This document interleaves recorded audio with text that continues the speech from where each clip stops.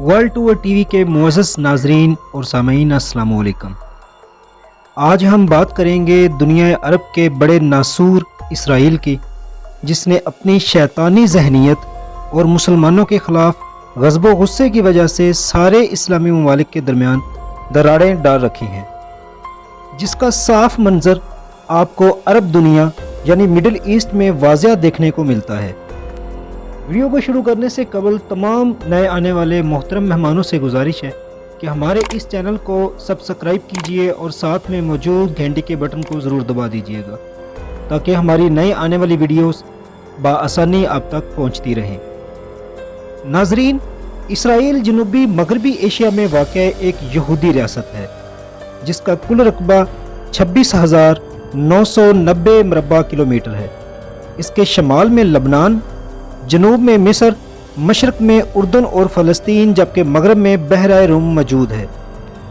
1948 سے پہلے دنیا پر کسی اسرائیلی ریاست کا وجود تک نہیں تھا، جبکہ آج یہ ریاست اپنی چالاک ذہنیت اور بے پناہ پیسے کی بدولت دنیا کے 80% ممالک پر کسی نہ کسی صورت میں اپنا اثر و رسوخ رکھتی ہے۔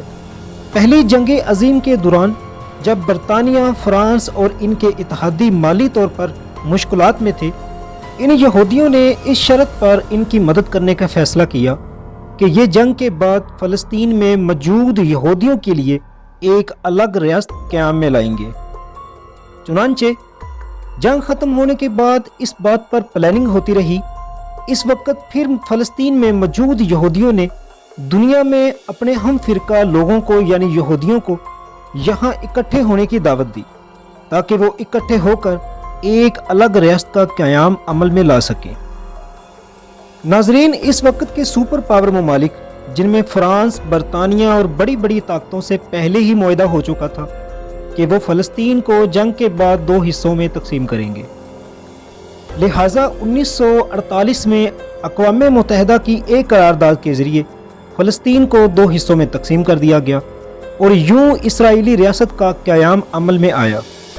ناظرین، اس وقت اسرائیل کی موجودہ آبادی 90,20,000 سے کچھ زیادہ ہے، جن میں 74% جویش یعنی کہ یہودی، 17% مسلمان اور 5% دوسرے مذہب کے لوگ آباد ہیں۔ اسرائیل کا موجودہ دارالحکومت یروشلم ہے، جسے بہت سے اسلامی ممالک نے ابھی تک قبول نہیں کیا۔ اگر بات کریں یہاں کی قومی زبان کی تو یہاں کی قومی زبان عبرانی ہے۔ اس کے علاوہ کئی حلقوں میں عربی زبان کثرت سے بولی جاتی ہے۔ دوسری جنگ عظیم میں جرمنی کے ہٹلر نے بہت سے یہودیوں کا قتل عام کیا، جس کے بعد اس نے اپنی تحریر میں کچھ یوں الفاظ درج کیے تھے: آج دنیا کی تاریخ مجھے ظالم اور لاکھوں یہودیوں کا قاتل سمجھتی ہے، مگر ایک دن آئے گا جب دنیا سمجھ جائے گی کہ میں صحیح تھا۔ میں نے تقریباً 90% یہودیوں کو دنیا سے ختم کر دیا ہے اور صرف 10% یہودیوں کو اس لیے چھوڑ رہا ہوں تاکہ دنیا سمجھ سکے کہ میں نے انہیں کیوں قتل کیا تھا۔ محترم ناظرین، کہا جاتا ہے کہ اس وقت ان یہودیوں نے جس ملک میں بھی پناہ لی تھی، انہوں نے وہاں بہت سے فتنے اور فساد کو جنم دیا تھا، جس کی وجہ سے ہٹلر نے انہیں دنیا سے ختم کرنے کا فیصلہ کیا تھا۔ یہودی لوگ آج اس بات کا دعویٰ کرتے ہیں کہ جنہیں ہٹلر نے قتل کیا تھا ان کی تعداد 8 لاکھ سے زیادہ تھی، جبکہ اس پر بہت سے سوالات بھی اٹھائے جا سکتے ہیں کہ کیا اس وقت یہودی قوم کی تعداد اتنی تھی یا نہیں۔ ناظرین، کیا آپ جانتے ہیں کہ دنیا کا 80% انٹرنیٹ اور on line media Israel control کرتا ہے، جن میں بڑے بڑے نیوز چینل، CNN، BBC اور مختلف media online website موجود ہیں۔ اسرائیل کا کل GDP 375 بلین $، ہے۔ یہاں کی کرنسی کو نیو شیکل کہا جاتا ہے اور ایک اسرائیلی شیکل پاکستانی 40 روپوں کے برابر ہے۔ دوستو، اسرائیل اناج اور غلہ بانی کے اعتبار سے خود کفیل ملک ہے۔ اس کے علاوہ یہ بڑی تعداد میں آلو اور کپاس کو ایکسپورٹ بھی کرتا ہے۔ کیا آپ جانتے ہیں اسرائیل میں اسٹوڈنٹ کے لیے ہائی اسکول کی پڑھائی مکمل کرنے کے بعد ملٹری جوائن کرنا لازمی ہوتا ہے۔